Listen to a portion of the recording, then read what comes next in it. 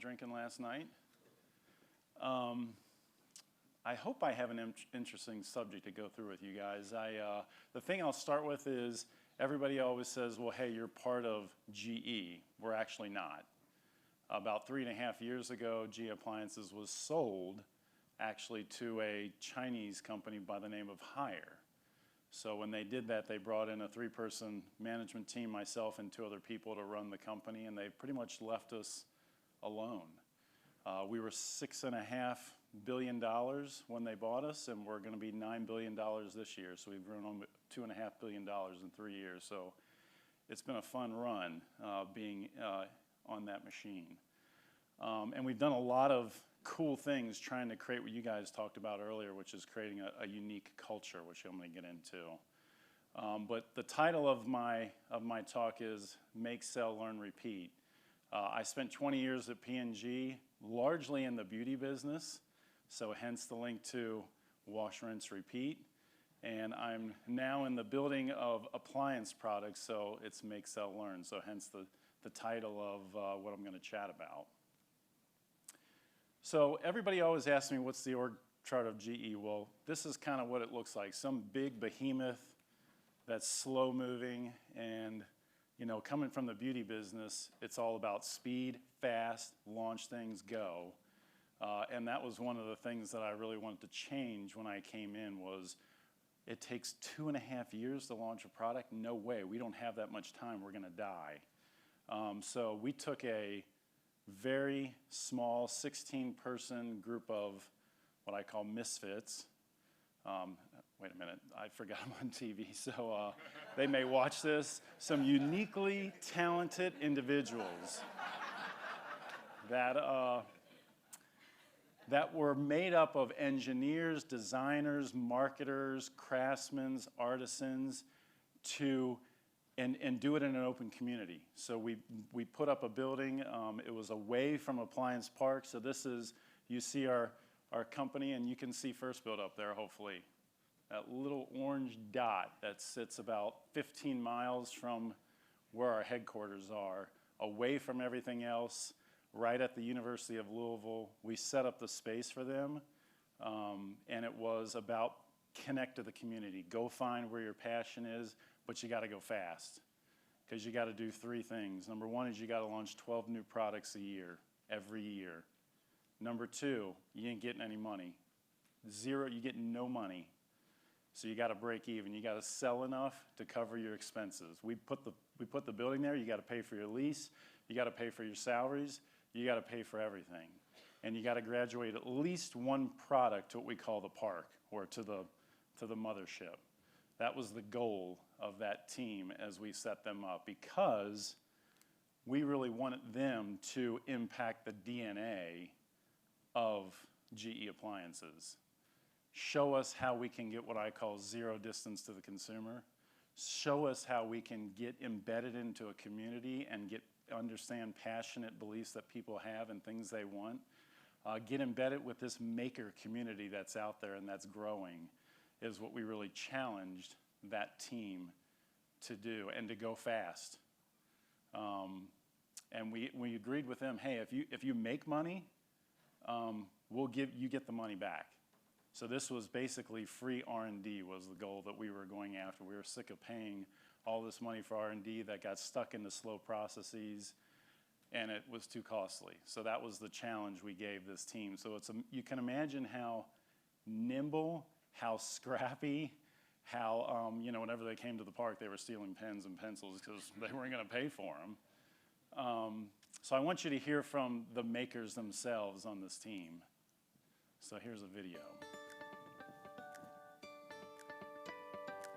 My love of making started from a really young age. My dad and I would go and do these science projects in the basement of my house. We open our doors every day at 9 o'clock. Anyone can come in and join us, and we celebrate when they do.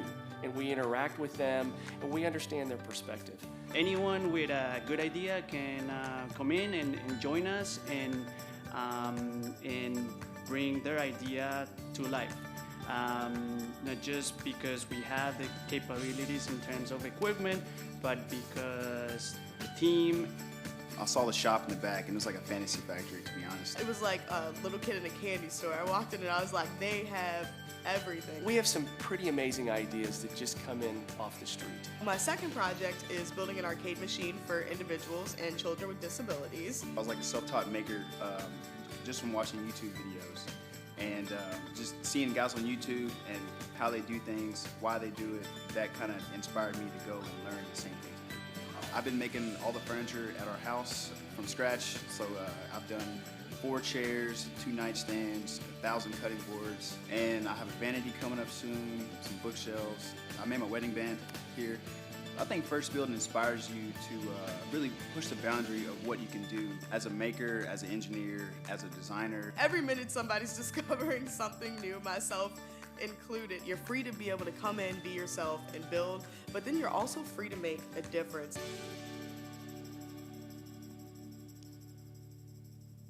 So as they said, open. Anybody off the street can come in and do anything they want in this place, and we're just working with them to come up with their ideas. We got people that are artists that come in and are helping us think about things. It's a super cool space. Let's see if I can advance here. So you saw Austin, who's down in the lower left corner here. He was not doing so well in high school, was totally disengaged. He started coming into FirstBuild. He learned how to use all the equipment, ended up going to college at U of L, and now he's on the FirstBuild team. So not just communities of people that are into making products and making things, but also doing cool things on our community and really helping people grow and advance is something that's been a lot of fun. One of the products that and I'm going to talk about several products, but the first one I'll talk about, you see the guy with the beard up there, Chris. I think I'm going to have a beard off with him and Eric at some point, see who's got the better one. But Chris, neighbor, he is a huge pizza fan. And so one of the first things we started, this was about 3 years ago, he's like, I want to make some cool pizza oven. We're like, all right, sounds cool, let's do it. This is what it ended up being, but I'm going to tell the story of how we got there, which is an electric in-home pizza oven for artisanal pizzas and many other things you can make in this oven. But that's not how it began a couple years ago. It began with, we got to figure out how to make dough. And so we went to the source of how to make dough, which is YouTube videos in Italian on how to make dough. Because they don't have any money, but we can watch YouTube videos. So we got pretty good about figuring out how to make really good dough. And then we had to figure out, how are we going to understand how to make a good pizza oven? So we actually built a digital pizza that you could put inside a pizza oven, and it could measure the heat temperatures in that oven every second over a long period of time.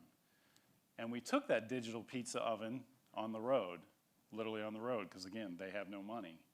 We drove around to all the famous pizza places in the US and put that digital pizza in all those famous places and literally had all the data downloaded of exactly what the temperature gradient was of all those different pizza places. And we put that data into the oven that we made. So you can make, I'm not going to give you the names of these places because you may not say it's your favorite one, the best New York style pizza, hit a button on our machine and it will give you that exact pizza in 2 minutes. Same with if you want Chicago style pizza. And we really understood it wasn't just about temperature, which temperature is important. I mean, if you're going to do it right, you got to get up to 1,000 degrees. But it's also about that heat radiation and how the temperature variability is different in those different pizza ovens is something we learned. So we started making one. We made one, and we're like, all right, we're ready to make some pizzas out of it. So in our kitchen there, we had some chefs that came over. We had some friends that came over. We made some pizzas. They turned out pretty good. I'm missing one picture there, which is the one thing we forgot about as we did this, is we had to figure out a way to get rid of all the vent and the smoke. So we had the good fortune of having the fire department show up at FirstBuild because we had a lot of smoke in the place. Made great pizza, but we had to find a way to get rid of the smoke. So we actually invented a ventless technology that uses a catalytic converter so that it is completely smoke-free, which we actually have several patents on because of that, to create that. So we ended up with what I told you, the pizza oven. We've made a couple thousand of these thus far. They sell for about 10 grand. A typical wood-fired pizza oven is $20,000 to $25,000, so it's about half the price.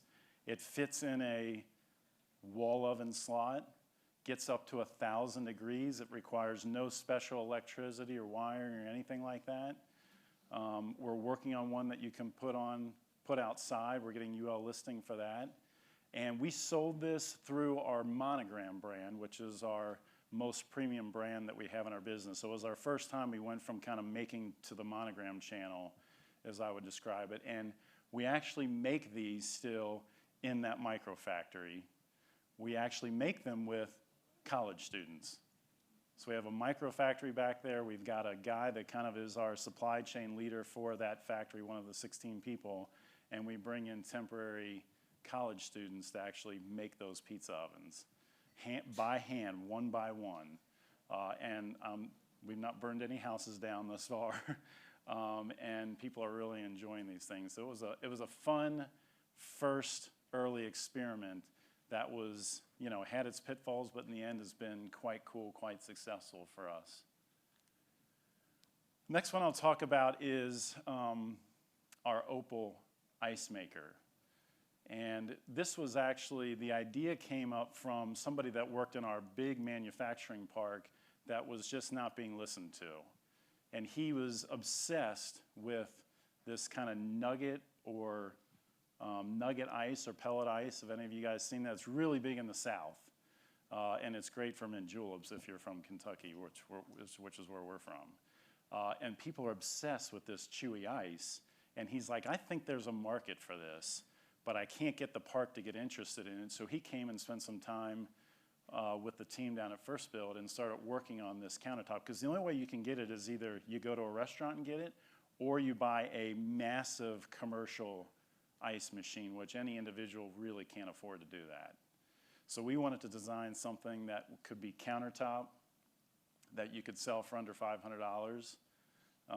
And that's what we got to working on. And we crowdfunded this. So we used Indiegogo, which a lot of you are probably familiar with. It's got a group of consumers that we thought were like-minded for what we were trying to do. We spent a lot of time with people in the South that were into this ice, kind of designing the equipment, designing how the ice would come out. It actually recycles because it's constantly kind of melting and then recycles to make more ice, so it's kind of a self-contained machine. And we had an amazing crowd fund on this one. We sold $2.5 million in the first couple months of our crowd fund. It's a $25 to $30 million a year business that came from a guy that was into nugget ice.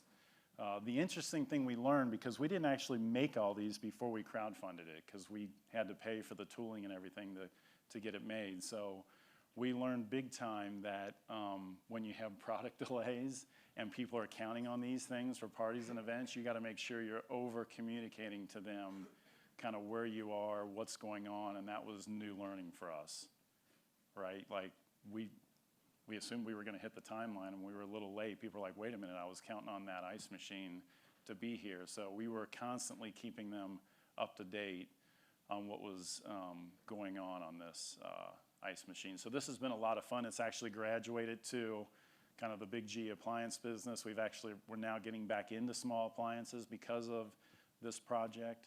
So it was a very cool experience for the team to work on that one. The next one I'll talk about is Prism, which is our cold brew coffee maker. So how many people out here are into cold brewed coffee? Okay, so I wish I would have known you guys back in 2017, because this one didn't work for us. Cold brew coffee takes about 12 hours. This machine is able to do it in 12 minutes. We had a ton of press. New York Times wrote about us, Ford wrote about us. So we thought we really had something big time on this. We crowdfunded it on Indiegogo, and it didn't hit our target. So we didn't sell enough on Indiegogo to meet the requirements for us to tool it up and make it. And, you know, the learning we got from that was, you know, don't get convinced by press. It's only if customers are willing to pay for it or not. So don't get oversold on what media says to you about things. Number two, you got to really look at your analytics and understand what's going wrong.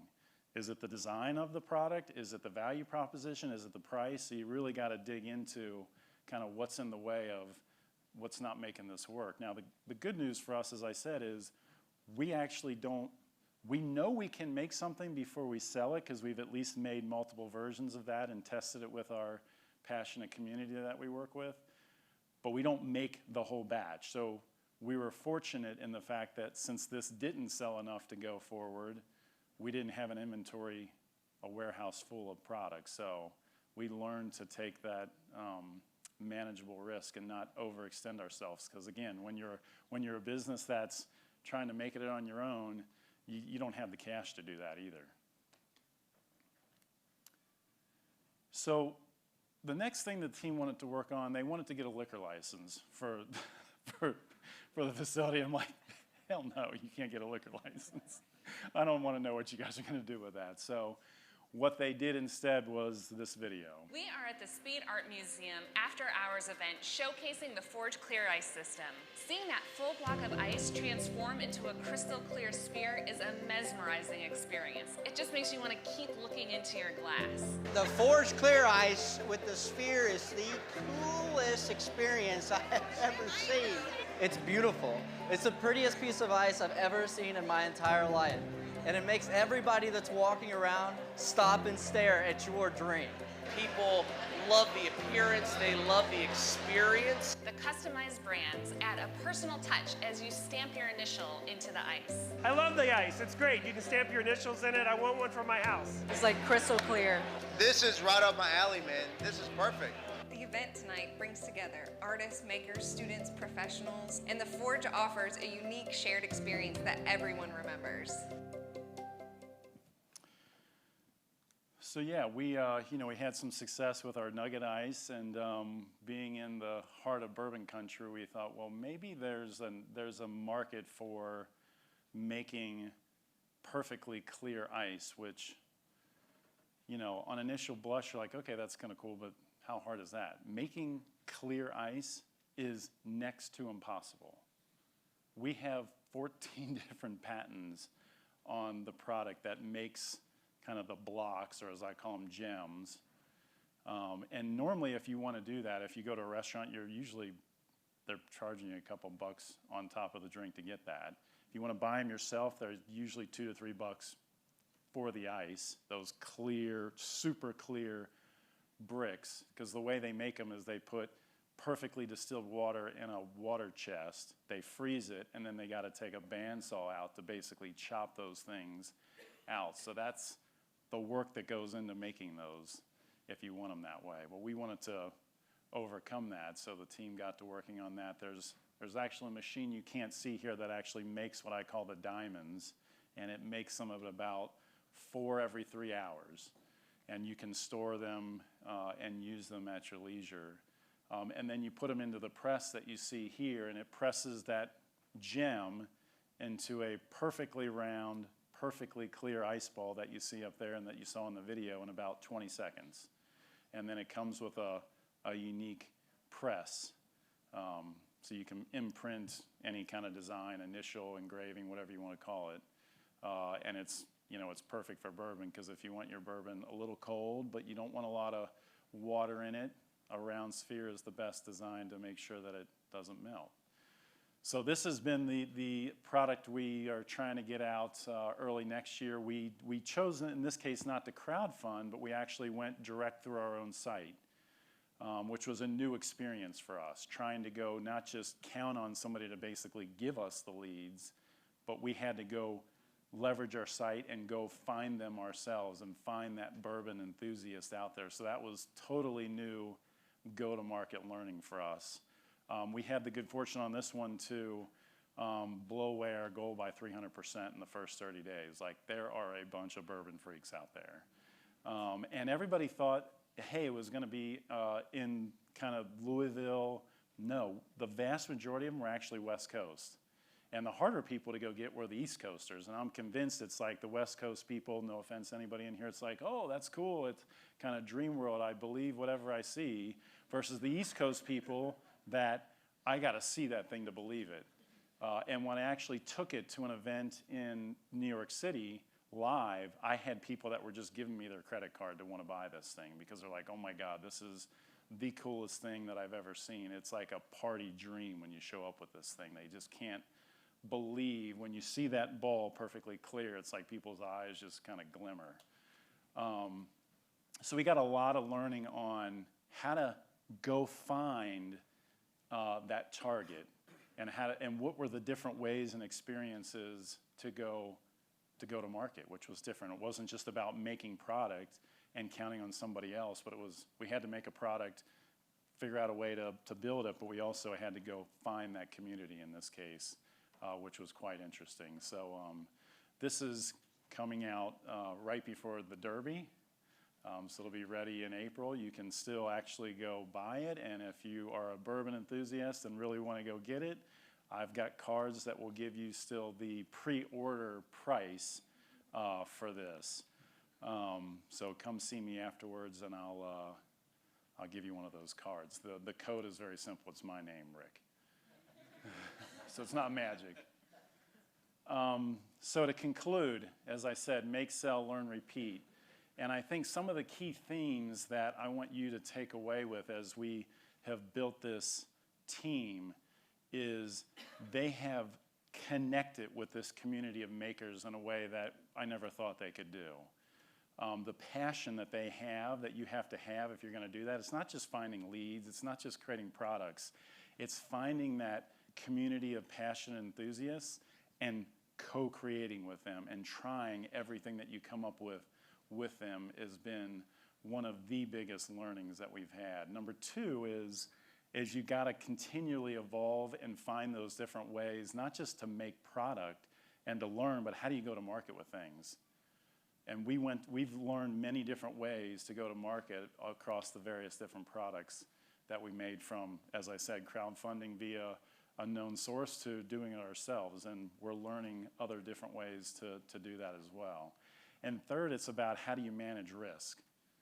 As I said, in all the things we do, we know we can make something, and we actually make some examples to get our enthusiasts to try it, but we don't make a bunch of them until we actually get people to vote with their wallet and want to be in, which manages the risk that you have big time.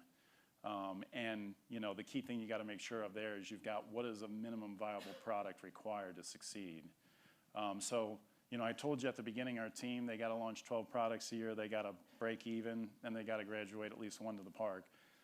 Last year, they launched 13. They made money, so each person on the team got about, they got 5 figures of money back on top of their salary.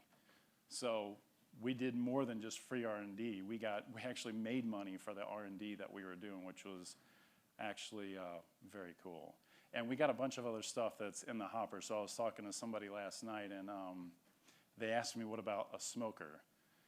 And anybody that knows or has a green egg, it's kind of a bummer to have to go outside when it's raining like it was yesterday. Well, they are working on an indoor smoker, kind of that uses that same technology as the pizza oven with the ventless catalytic converter, that you can smoke 50 wings, a bunch of ribs, and the price point we're trying to hit that the team's going to kill me because I gave them the challenge of it's got to be $5.99 or less. And that's the play they're running against, and I think we'll be crowdfunding that early next year. And I've tried some of the ribs and things, and it is unbelievable, super good, so I can't wait for that to launch. So that's what I got. Any questions? Rick, that was exceptionally cool. Although there's a real pattern to the product development here, in terms of what you're what part of our lives you're appealing to. It's like, well, you get what the team's passionate about. It's like bro culture is somehow embedded in here. I want to have any questions for Rick? I've got loads. Yeah, go ahead. Yeah, Eric with Beard Brand.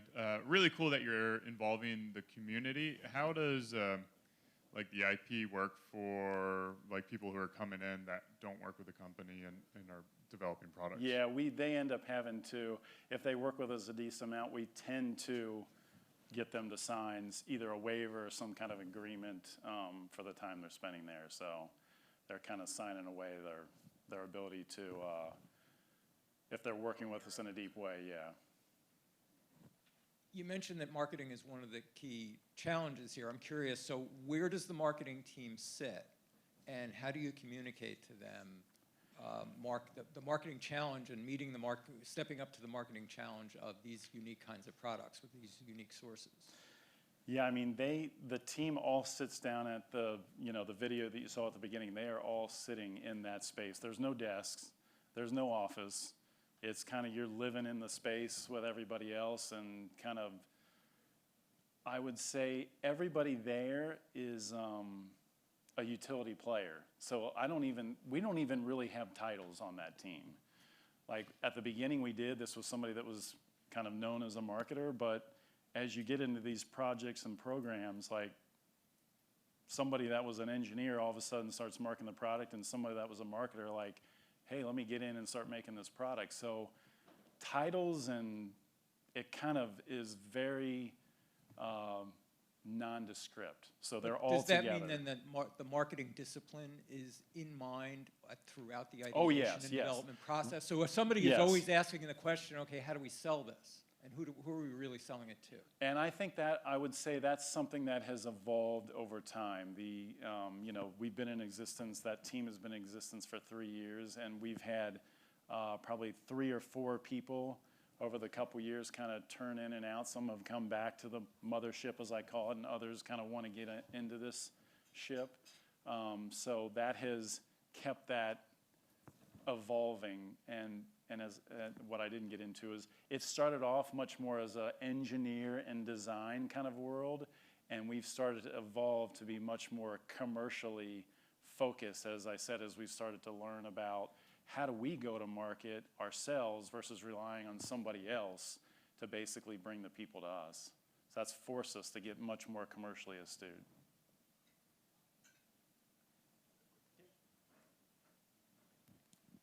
Great presentation. Thanks for sharing all of that information. It seems like you all are going to the same source with Indiegogo to get the crowdfunding, right? And it's a bit of an echo chamber. For folks who don't use that but may have been interested, you just did a crowd survey here and found out that there were people interested in cold press makers, but if they're not on Indiegogo, they wouldn't know. So in creating that flywheel effect and actually drawing attention to the product to get the funding, what other sources are you all considering to go to the consumer and get the voice of consumer before going into production? Again, it kind of depends upon the product a little bit. As I said, we've started to build up enough of a following that we're trying to do it ourselves. But I would say every time we're working on another product, we got to let who we're designing for drive how do we go find them. And I think the Indiegogo thing was an early known entity. And as we're now growing, number one, we're going to continue to look for new and different ways to try to find those enthusiasts. Hopefully, as I said, we're creating enough of a community ourselves that we can at least start with that as a base, but we'll continue to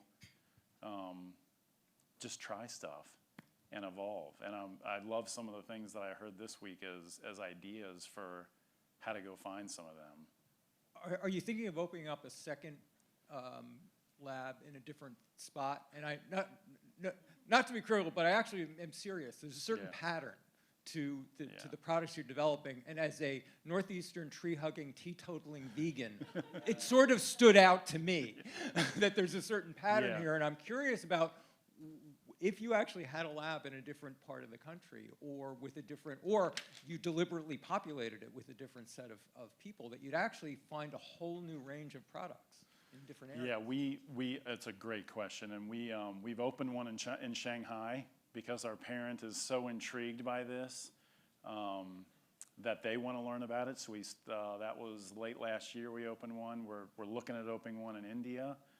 But we're also talking about, is there another one or two that we think makes sense to put in the U.S. and probably go coastal as we would do that. I'm sorry. Go ahead.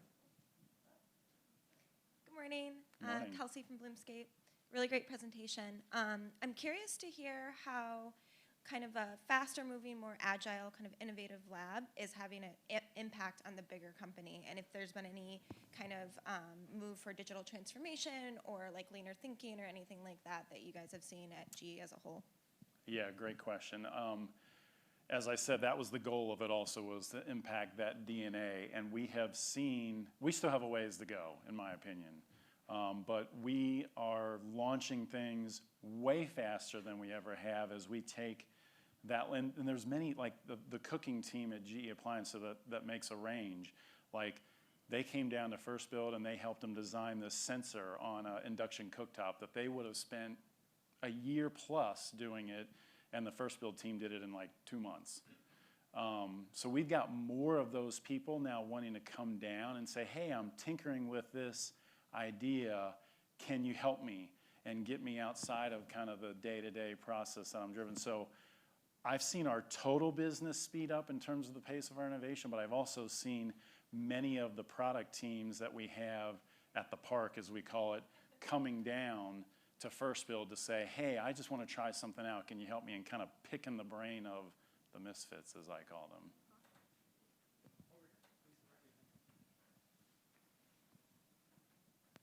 Dan Kidd, Data Wallet, here comes the question I told you. No, the biggest issue is, going back to what Eric was talking about, I think, is the intellectual property.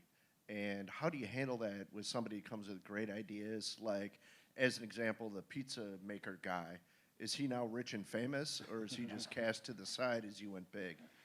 Well, he was an employee, so the question of IP is still something, it's a little tricky for us. I mean, we've not had any big issues of people that have come up with some massive idea themselves that have gone off and done it. So we've not had that challenge yet.